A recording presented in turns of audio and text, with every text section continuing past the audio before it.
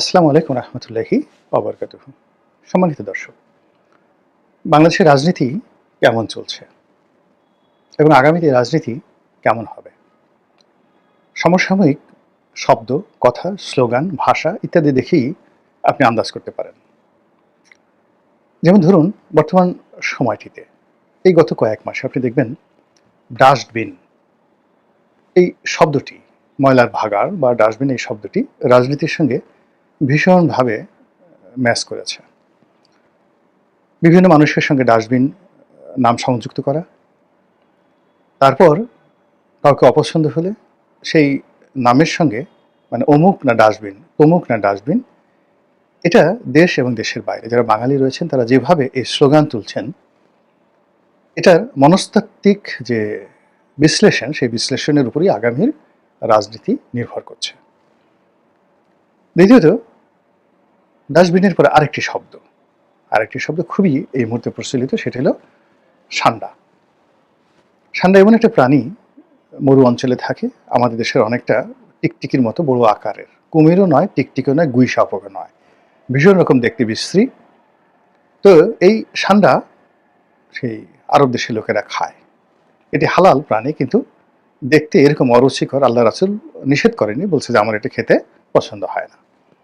এখন আমাদের এই সমাজে কাউকে পছন্দ না হলে বলা হচ্ছে ও একটা সান্ডা, অমুক না সান্ডা, সান্ডা সান্ডা, মানে যে কোনো মানুষকে মনে হচ্ছে সে সান্ডার চাইতেও নিকৃষ্ট। আরেকটি শব্দ নিমডা, এবং এই নিমডা শব্দটি মূলত একটা বিখ্যাত সিনেমা বাহুবলী সিনেমা, সেই বাহুবলী সিনেমার একটা ডায়ালগ, এবং দক্ষিণের ভারতের যে দক্ষিণের অসংখ্য ভাষা আছে এমনি একটা ভাষার একটা ডায়ালগ, যে ডায়ালগের প্রথম শব্দ হলো নিমডা, এরপরে আরো অনেকগুলো শব্দ রয়েছে। নিমডার শব্দের অর্থ হলো তোমাকে মারবো, I will kill you, finish you, তোমাকে একেবারে শেষ করে দেবো। এরপরে আরো অনেক শব্দ রয়েছে, এবং এই নিমডা শব্দটিও মানে নিমডা, টেলমি, মইনুস সুকু, এই যে শব্দগুলো ব্যবহৃত হচ্ছে রাজনীতিতে।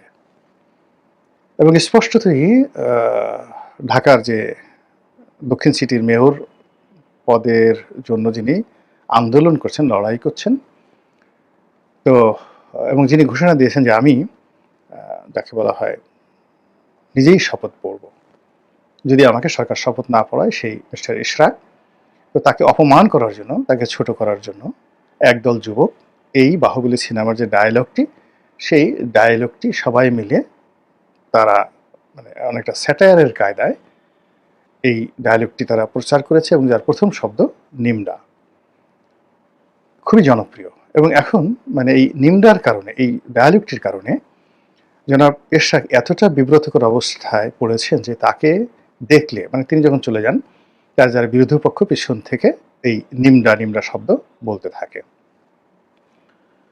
তো এখন এই যে নিমডা, সান্ডা, বোতল, ডাস্টবিন, এইগুলো হলো আমাদের বর্তমান রাজনীতির স্লোগান এবং রাজনীতির পরিচয়। এবং এইগুলোর উপরই আগামী 5 বছর 10 বছর রাজনীতি কেমন যাবে তা খুব সহজেই বলে দেওয়া সম্ভব। এবং সেটা কিভাবে সম্ভব তার একটু উদাহরণ দেই। যে কোনো রাজনীতি অমরত্ব লাভ করে, শ্রেষ্ঠত্ব লাভ করে, সফলতা লাভ করে সাহিত্যের মাধ্যমে, গান, গল্প, কবিতা, উপন্যাস। যেমন ধরুন 1971 সনে, তো 1971 সনে বঙ্গবন্ধু যখন গ্রেপ্তার হলেন, তখন খবর ছড়িয়ে পড়লো যে তাকে মেরে ফেলা হবে, তাকে ফাঁসিতে ঝোলানো হবে। তখন ওই মানে অন্যতম বাংলা সাহিত্যের কিংবদন্তি অন্নদাশঙ্কর রায়, তার হৃদয়ের মধ্যে যাকে বলা হয় খুব প্রতিক্রিয়া তৈরি করলো, এবং তিনি ধরে নিলেন যে শেখ মুজিবুর রহমানকে ফাঁসিতে লটকিয়ে মেরে ফেলা হবে। কিন্তু তিনি লিখলেন যে এরকম শেখ মুজিবুর মরে যাবে, কিন্তু তার ইতিহাস থেকে যাবে। এবং সেই ইতিহাসের যে কটি শব্দ তিনি রচনা করলেন, বাক্য তিনি রচনা করলেন, যতদিন রবে পদ্মা, মেঘনা, গৌরী, যমুনা বহমান, ততদিন কীর্তি রবে তোমার শেখ মুজিবুর রহমান। আমার কাছে মনে হয় বাংলা সাহিত্য ভাষা যতদিন থাকবে বঙ্গবন্ধুকে স্মরণ করতেই হবে এই কটি ভাষার মাধ্যমে। তো এই যে দেখেন সাহিত্য তৈরি হয়ে গেছে, শেখ মুজিব নেই, তার নেতৃত্ব নেই, তিনি জেলখানাতে, কিন্তু তাকে নিয়ে সাহিত্য তৈরি হয়ে গেছে। কিংবা শুনো একটি মুজিবরের তরে লক্ষ মুজিবরের ধ্বনি, আকাশে বাতাসে উঠে রনি, বাংলাদেশ আমার বাংলাদেশ।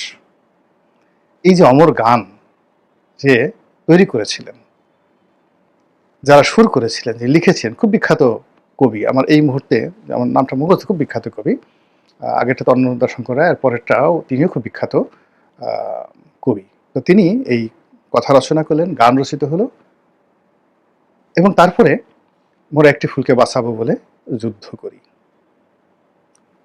এইভাবে মুক্তিযুদ্ধের সময় অসংখ্য গান, অসংখ্য কবিতা এমনভাবে রচিত হলো, মানুষের হৃদয়ের মধ্যে ঢুকে গেল, ভীষণভাবে ঢুকে গেল, এবং একটা মহান মুক্তিযুদ্ধে আমাদের বিজয় হয়ে গেল। তো এই যে দেখেন, সাহিত্য একটা মুক্তিযুদ্ধকে পরিপূর্ণতা দিল এবং অমরত্ব দিল। আবার ৭৫-এর যে ১৫ই আগস্ট, অনেক হত্যাকাণ্ড বাংলাদেশে ঘটেছে, স্বাধীনতার আগে ঘটেছে, পরে ঘটেছে, পাক ভারতে, এমনকি মহাত্মা গান্ধীকে খুন করা হয়েছে। কিন্তু ১৫ই আগস্টের হত্যাকাণ্ড নিয়ে যে সাহিত্য হয়েছে, যে কবিতা হয়েছে, যে গান হয়েছে, তার ফলে কি হলো, এটা ইতিহাসে অমরত্ব লাভ করেছে। এবং ইতিহাসের যে সকল নির্মম এবং ঘৃণিত বিষয়গুলো আজীবন মানুষকে কাঁদাবে, বহু বছর ধরে কাঁদাবে, তেমনি ৭৫-এর ১৫ই আগস্টকে কেন্দ্র করে যে লিরিক্স তৈরি করা হয়েছে, শেখ হাসিনা যদি কিয়ামত পর্যন্ত অপরাধ করতে থাকে, তবুও ৭৫-এর যে নির্মমতার, যে ট্র্যাজেডির যে ইতিহাস, ওটাকে ম্লান করা যাবে না। ওটা একটা ভিন্ন ইতিহাস, মুক্তিযুদ্ধেরটা একটা ভিন্ন ইতিহাস।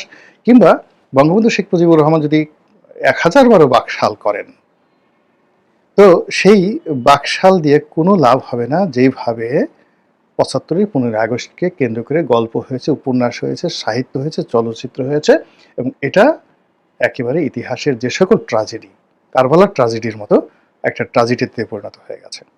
এটা হলো রিয়ালিটি।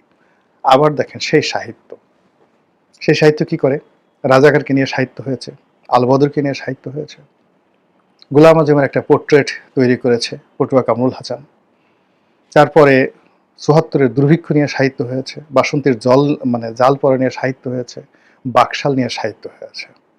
ফলে আওয়ামী লীগ কিয়ামত পর্যন্ত চেষ্টা করেও এই অপবাদ থেকে কোনোদিন মুক্ত হবে না। কন্ট্রাস্ট, অর্থাৎ ৭১-এর মুক্তিযুদ্ধ, ৭৫-এর ১৫ই আগস্ট, তার সঙ্গে সঙ্গে আবার এটা। সিমিলারলি স্বাধীন বাংলাদেশের স্বৈরাচারী এরশাদ, দীপালি সাহা, দেলোয়ার, নূর হোসেন, তাদেরকে নিয়ে যে সাহিত্য হয়েছে, ফলে কিয়ামত পর্যন্ত এরশাদ সাহেব শত চেষ্টা করুক না কেন, এই সাহিত্যকে অতিক্রম করে কোনো অবস্থাতেই তিনি সুশাসক হতে পারবেন না, সাহিত্য লাগবে। তো ওই সময়ের যে সাহিত্য, স্বৈরাচারী আমলের সাহিত্য তাকে শেষ করে দিয়েছে।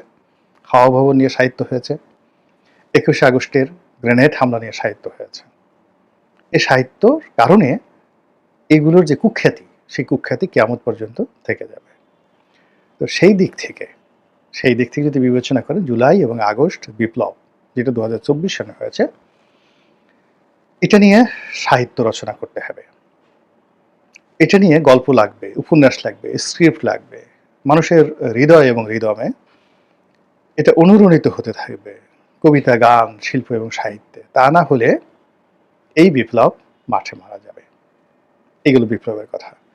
২ নম্বর হলো যে, যেমন আমরা এরশাদের সময় অনেকগুলো স্লোগান দিয়েছি, যেমন বঙ্গবন্ধুর জামানাতে জাসদ অনেকগুলো স্লোগান তারা তৈরি করেছিল, অনেকগুলো ন্যারেটিভ তারা তৈরি করেছিল। কিছু ন্যারেটিভ মিথ্যা ছিল, শেখ কামালের ব্যাংক ডাকাতি, কিন্তু ন্যারেটিভ তারা প্রতিষ্ঠা করে ফেলেছিল যে শেখ কামাল সেই ব্যাংক ডাকাতি করেছে, শেখ কামাল সেই মেজর ডালিমের স্ত্রীকে অপহরণ করেছে, ডাহা মিথ্যা কথা। তারপর শেখ কামাল শেখ জামালের বিয়েতে সোনার মুকুট দেওয়া হয়েছে।